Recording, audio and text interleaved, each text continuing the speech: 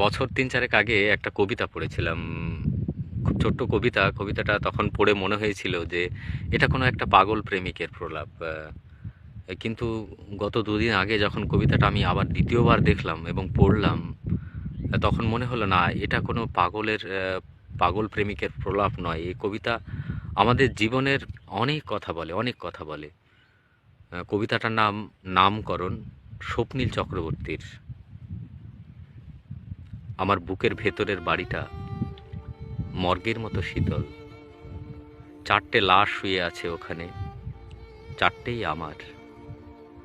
আমি প্রথমবার মরেছিলাম অবহেলায়, দ্বিতীয়বার মরে গিয়েছিলাম প্রতিশ্রুতির অকাল মৃত্যুতে, তৃতীয়বার আমাকে খুন করেছিল একজন বিশ্বাসঘাতক, আর চতুর্থবার মরেছিলাম স্বেচ্ছায়।